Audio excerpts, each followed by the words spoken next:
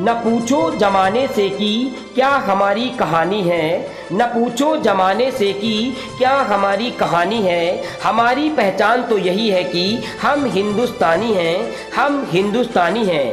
Congress party के वरिष्ठ नेता एवं पूर्व चेयरमैन उत्तर प्रदेश कांग्रेस कमेटी अनुसूचित जाति विभाग के रामबरन गौतम जी ने हमारे चैनल के माध्यम से समस्त क्षेत्रवासियों को, देशवासियों को स्वतंत्रता दिवस एवं भाई बहन के प्यार रक्षाबंधन की हार्दिक शुभकामनाएं एवं बधाई दी। आप हमारे चैनल के माध्यम से स्वतंत्रता दिवस, रक्षाबंधन एवं श्री कृष्ण जन्माष्टमी के लिए क्या संदेश देना चाहेंगे? मैं अपने प्रदेश और देशवासियों को स्वतंत्रता दिवस पर सबको हार्दिक बधाई देना चाहता हूं और जन्माष्टमी पर और भाई बहन के रक्षाबंधन पर मैं सबको बधाई देना चाहता हूं। सर, हिंडनबर्ग की रिपोर्ट पर बसपा सुप्रीमो मायावती जी ने भी कांग्रेस की तरह जेपीसी की मांग करी है, इसके संबंध में क्या कहना चाहेंगे? ये तो बड़ी खुशी की बात है कि बहन मायावती जी कम से कम कांग्रेस की जो विचारधाराएं हैं उस पर सहमत हो रही हैं और मैं जो बहुजन समाज पार्टी के कार्यकर्ता हैं, नेता हैं, उनको बधाई देना चाहता हूं कि कम से कम जो है मायावती जी इस संबंध में जो मोदी सरकार गलत कर रही है उसके संबंध में कम से कम बोली। तो मेरा कहना यह है कि हमारे जो राष्ट्रीय नेता हैं आदरणीय राहुल जी, उन्होंने कहा डरो मत। उस डरो मत की जो अपनी उनका कहना जो था कि डरो मत, अब लोग डरना बंद कर दिए हैं। यहाँ तक कि आज बहन मायावती जी भी डरी नहीं, जो कि इतने अत्याचार किए इस सरकार ने, बहुत गलत कार्य किए, लेकिन बहन जी चुप रही। अब किस मजबूरी से चुप रही ये हम नहीं कह सकते हैं, लेकिन मैं उनका स्वागत करता हूँ कि उन्होंने जो है हिंडनबर्ग की जो जेपीसी से जांच की मांग की है, इसके लिए मैं उनको धन्यवाद देता हूं। लेकिन मैं ये कहना चाहता हूं कि हिंडनबर्ग की रिपोर्ट जो है उस पर निष्पक्ष जांच तभी हो पाएगी जब सीबी की चीफ माधुरी बुच, जो कि अपने हस्बैंड का भी मदद कर रही हैं बिजनेस में, तो ये जांच निष्पक्ष कैसे कर पाएंगी? इनको इस्तीफा देना चाहिए। मैं सिर्फ ये चाहता हूं कि सेबी की जो चीफ बनाई गई है उनको किसने बनाया, किन परिस्थितियों में बनाई गई, ये जानकारी हमें नहीं है। लेकिन जो 1.5 साल से ये जो सेबी बनाई गई है, लगभग 18 महीने हो गए, आज तक रिपोर्ट नहीं पेश की इन्होंने, जो उधर पीछे जिसकी जांच कर रही है वो। तो इनको अपने पद से इस्तीफा देना चाहिए। जब पद से इस्तीफा दे देंगी तब निष्पक्ष जांच होगी। सुप्रीम कोर्ट ने जो आदेश दिया है एसटी के आरक्षण में क्रीमी लेयर देने की जो बात कही है, उस पर आप क्या कहेंगे? देखिए, माननीय सुप्रीम कोर्ट ने जो कहा है, मैं ये कहना चाहता हूँ माननीय सुप्रीम कोर्ट जी से कि उनको संविधान के अंदर ये चीज़ कहीं भी नहीं दिया गया है कि आप आरक्षण में आरक्षण दें। आप SC ST को, दलित वर्ग के लोगों को आपस में लड़ाने का प्रयास क्यों कर रहे हैं? संविधान के अंदर कहीं लिखा ही नहीं है कि आप आरक्षण में आरक्षण दें। अगर आप ऐसा करेंगे तो इससे जो है, हमें तो ये लग रहा है जो सरकार है वर्तमान सरकार अपने जो है राजनीतिक फ़ायदे के लिए ही ये सब क्रीमी लेयर के मामले को जानबूझकर उछाल रही है। क्योंकि देश में जो है इस समय उपचुनाव होने वाले हैं। उपचुनाव के लिए जबकि इतने मुद्दे पड़े हैं बेरोजगारी के, आप उधर ना ध्यान देके आप क्रीमी लेयर ले आ रहे हैं। मेरा कहने का मतलब यह है कि देश में बाबा साहेब डॉक्टर भीमराव अंबेडकर द्वारा दिया गया एक संविधान भी है जो सुप्रीम कोर्ट के ऊपर भी अंकुश लगाने में सक्षम है।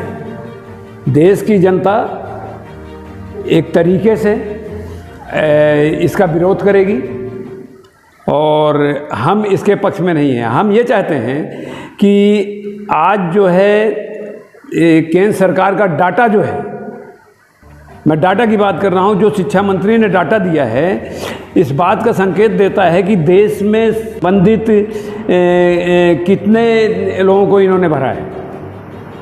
मैं सिर्फ ये कहना चाह रहा हूँ कि जो ये 45 विश्वविद्यालय हैं, इसमें केवल 2 वाइस चांसलर, एक अनुसूचित जात का और एक अनुसूचित जनजाति का बनाया गया है। बाकी सब सामान्य वर्ग के लोग हैं।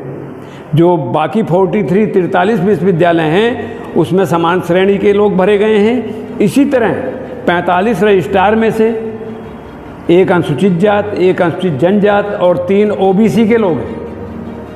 ये भारत सरकार का डाटा बता रहा है, बाकी सब सामान्य हैं। और इसी की तरह असिस्टेंट प्रोफेसर विश्वविद्यालयों में 1005 पद हैं, जिसमें 864 सामान्य पद के लोग हैं, समान श्रेणी के लोग हैं।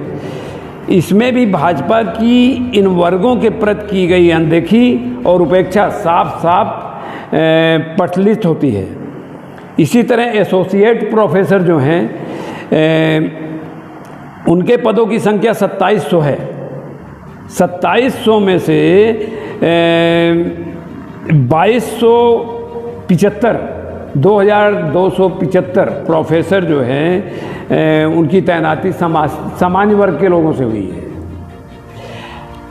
रेवड़ी की तरह दिखावे के लिए चंद सीटें अनुसूचित जात, अनुसूचित जनजात और पिछड़े वर्ग को दी गई है।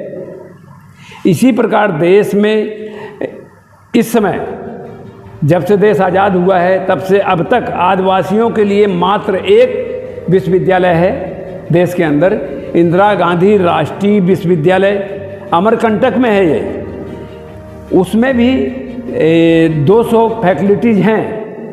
200 में से 195 सामान्य वर्ग के लिए सामान्य वर्ग के लोग लिए गए हैं।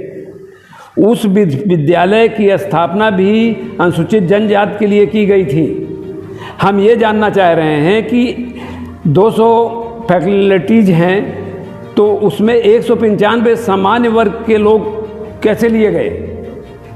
अगर आप 5 केवल जो है जनजात के लिए हैं तो उसके बाद अनुसूचित जात अगर नहीं थे पूरे तो अनुसूचित जात के लोगों को क्यों नहीं लिया गया? 195 लोग जो मात्र रह गए थे उनको आप सामान्य लोगों से भर दिया। सुप्रीम कोर्ट क्या इस देश से बाहर है? सुप्रीम कोर्ट को ये नज़र नहीं आ रहा है?